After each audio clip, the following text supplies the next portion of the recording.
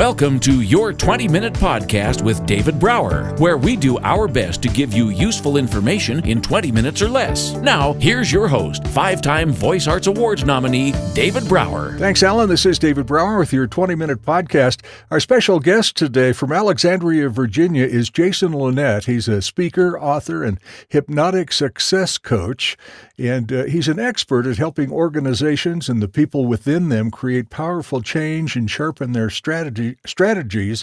As a speaker, author, and hypnotist, Jason has put in more than 15 years of professional study and on-the-job experience, tracking how top performers in many industries achieve astounding results. And his new book coming out, Work Smart Business, Lesson Learned from Hypnotizing 250,000 People and Building $1 Million Brand. That's coming out January 27th. Jason, welcome to the show, man. Glad to have you here. Awesome to be here. Thanks so much for having me. Oh, you bet. I've been fascinated ever since I read your bio the first time, because there's that stereotype of hypnotists, raise your arms, close your eyes, cluck like a chicken. And as I read on your stuff and I watched your TEDx, it's obvious that you are doing some magic with business here. How did you get started with this? It's one of those things that I look at it from the perspective that I've done all these things in my business, and it's a world where, as you already mentioned for me, that I have to promise some people that I'm not going to hypnotize them to cluck like a chicken, which the antidote towards that is I'm around about 1,000 other hypnotists annually, and I still haven't met anyone who has ever actually done that. How funny. So it turns out that misconception is already a misconception. But yeah, my journey in all of this was that I was working in nonprofit arts management, and here came all of a sudden stage hypnotist doing one of those funny shows. Sure. And just something about it piqued my curiosity. It became this quest of learning as much as I could, and it slowly began to become a bit more of a hobby off to the side, and doing presentations for schools and doing a lot of one-to-one clients, and just reaching a place of beautiful burnout in the management career and deciding, you know what, I want to do this now. So it's that opportunity to launch something many years ago that I didn't really quite have a model to copy, that there's not really many people who do the work that I do, and simply from refusing to believe that the business had to be slow the first year, getting a lot of things right early on and just consistently scaling up that business, and recognizing that this became a much larger message than just for the people in my smaller communities needed. So it's where over the years, speaking to business groups, speaking at various conventions and various organizations, and just helping people to take control of their own mindset as well as their own success. Well, I think that your term is fascinating to me. The burnout, the beautiful burnout. I've never heard it said that way, but I trust that is true, because anytime you get burned out like that, or at least that's my experience, is if you look at it, it's an opportunity, and what are you going to do with that? And you obviously jumped on board and created your own platform, your own design, your own systems that worked for you, and you've had great success in a fairly short period of time. How long have you been doing this part of it? It was a part-time career from like 2007 to around 2008, early 2009, and then full-time ever since then. So that opportunity of building out a business that, we can look at the work that we do in any field, and there's that statement that you should have multiple streams of income. Right. And I'd say it's a myth that you have to. Instead, I would say you absolutely should, because it's a much more comfortable way of doing things, which the benefit of that becomes is that I describe some aspects of what I do these days as a bit of a three-ring circus. That here's a week that, we're recording right between the Christmas and New Year's holidays. And here's an experience of being able to be in the office, seeing a couple of clients, but at the same time, here's a period of time where I'm able to branch off and work on some classes, work on some product design, do some individual coaching. So that opportunity to be able to increase that reach, where I meet too many people who I'd say are thinking a little bit too small about the shape of their business. They've kind of fallen into one specific category, when there's so many options, so many other possibilities that are out there. And they don't know what they don't know oftentimes when they're a small business. And so being exposed to somebody like you that can kind of take the blinders off and give them some well-deserved epiphanies has got to be just delightful for business people that you work with. Well, I actually bring it back to a personal change perspective that I think really illustrates it, that I work with clients one-to-one here in my office. I work with people around the world thanks to video conferencing like Skype or even Zoom. Mm-hmm. And here's a day several months ago that two different people came into my office, and they both had the same backstory. They both had the same goal. And they were both men in their early 60s, recently retired, who had decided that they wanted to make use of hypnosis to help them become more motivated to lose weight. So in comes the 10 a.m., and he explains, now that I'm retired, this is going to be so easy. I'm going to have all this extra time to exercise and cook for myself. With my old job, it was so difficult to keep track of my health. This is the perfect timing. Right. In comes the 1 o'clock. Now that I'm retired, this is going to be impossible. Oh, my God. I'm going to want to sit around my house. I'm going to want to dine out more frequently. We're going to be taking more vacations. And to be quite honest, it was an interesting experience because he was generally successful to a point, yet struggling a bit, until I finally just went, funny story. Someone else came in and just had to reveal, here's what the other guy said. So it's to look at these opportunities that, we can look at a possible conflict as a bit of a brick wall, a bit of a challenge. Yeah. I shared right before we jumped onto the recording, I had mentioned that, currently Alexandria, in the process of moving my physical office just to some ongoing maintenance issues, and realizing that, in the new move, yes, it's going to be slightly more rent, but then again, in a new space, I can hire additional staff once again. I can do more video production. So rather than focus on the conflict of why I had to move rather abruptly, thanks to what they described as a water event. Oh, water event. I like that. Yeah, the water was leaking. It was time to get out of here.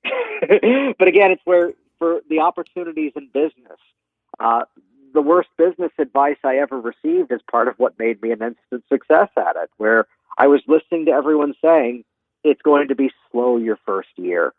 You're not going to have any referrals the first year, and just going, well, what can I do differently to make that happen instead?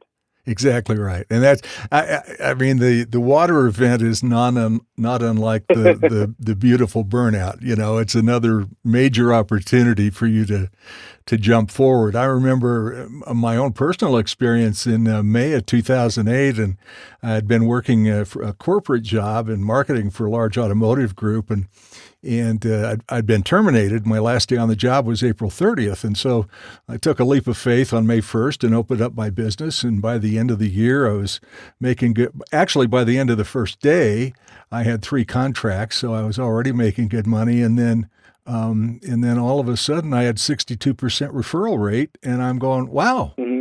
Timing is everything. Again, thank you for the beautiful release. Well, I'd share it's where I keep coming back to the quote from the longtime producer and creator of Saturday Night Live, Lorne Michaels. Yeah. The quote being that whether we're ready or not, the show goes live at 11:30. Love that. Love that. So absolutely now recognizing that love that. In the course of their production, they've been writing, they've been rehearsing. So there's always going to be that element of the appropriate preparation. As I was sensing the end was near in the old career, I was using that time frame to work on my website, to continue my own education, my own learning. So by the time it became an opportunity to launch, things were already lined up and ready. Yeah. So it's where anybody in business can look at what are the, I talk about everything as being an asset and how do we leverage it. So what are the current hours that I have available? What are the current skills that I already have in motion? And how can I leverage these in such a way that now it becomes the ideal scenario to make this work? Absolutely. And by doing that and having such a cross-section, if you will, of different opportunities and different people and different businesses, that goal of having multiple revenue streams just kind of grows organically, I would think. And I'd say that, too. The main intention, though, is beneath this. Yes, it's important to have a business. Yes, it's important to, be able to earn an income that's right. Respectable. But at the same time, it becomes that crossover that if we approach our own personal lives in the same way. So it's where the years of working with private clients, I see a number of executives for issues with fear of public speaking or some performance anxieties when they're in front of their team.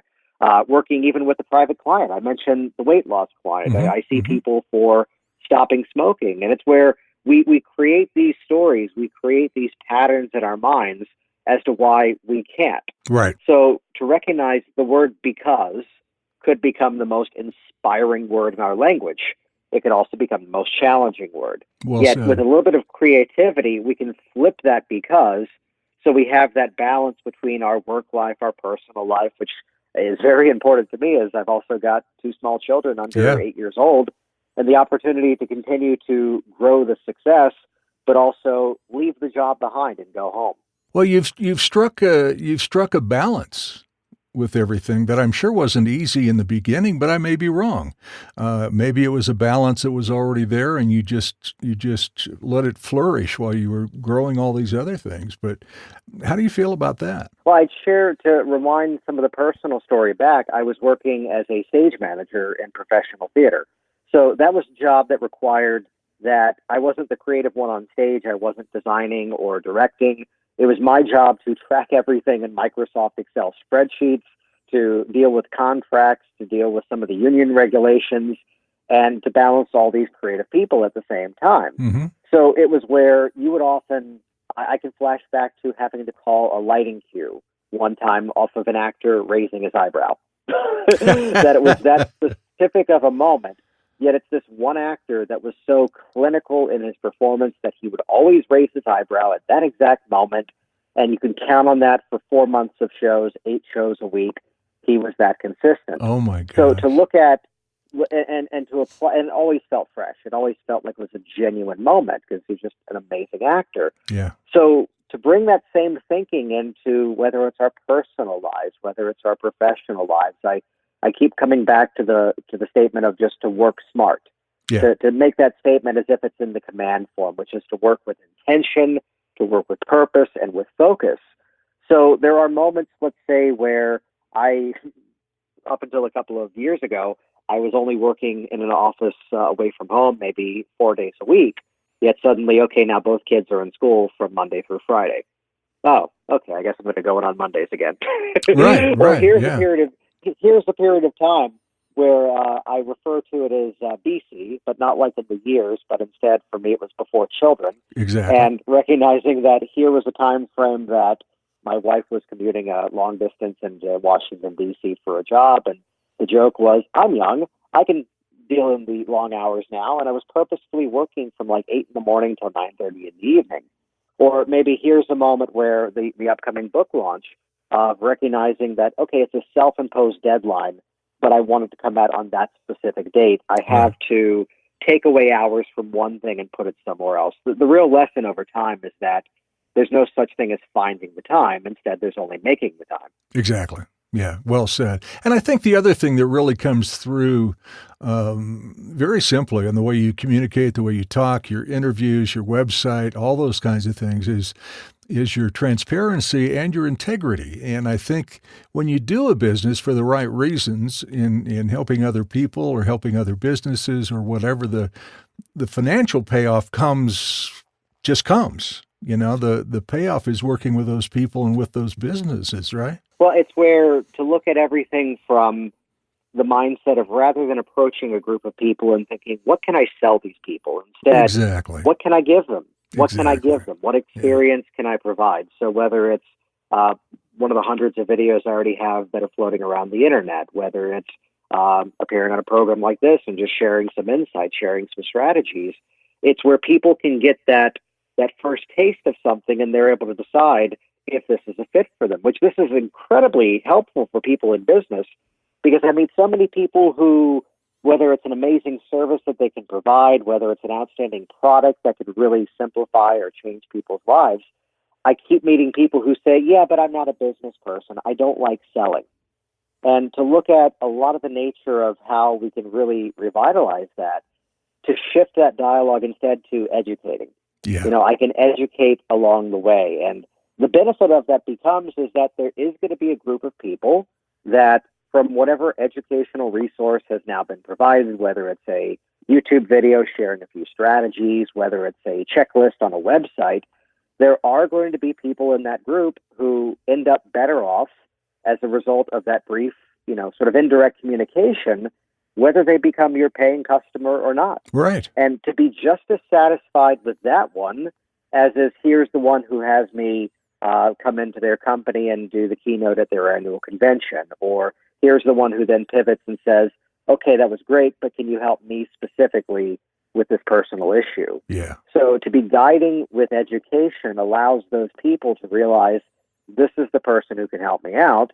And respectfully, for those people that are seeing perhaps another option would be a better fit, they're able to make that decision on their own without having to overtly, use a whole bunch of clever closing strategies. I'm saying that as I received an email from a student of mine where I was just asking, hey, can you please confirm your shipping address so I can mail you the thing I promised you?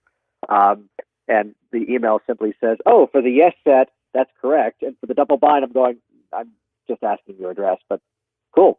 Yeah. to look at it again, how can we effectively communicate a message in such a way that people see the value and they're now ready and ravenous to move forward? Absolutely. And I'm going back to your word because I think that's so important and for people to remember. And I read one of your questions or comments that said, just because you're good at something doesn't mean you have to do it the rest of your life. Because so many people, I would think, well, here I am. I know I'm not getting the gold watch, but, this is where I am and this is where I'm going to stay. Right, and to look at the possible, options that are all around that. That's part one of our interview with Jason Linnet. Listen to your 20-minute podcast with David Brower on the go. Downloads are available on YouTube, Twitter, Facebook, iTunes, iHeartRadio, Spotify, any podcast app, and on our website at davidbrowervo.com/your20-minute podcast. Until next time, thank you for listening.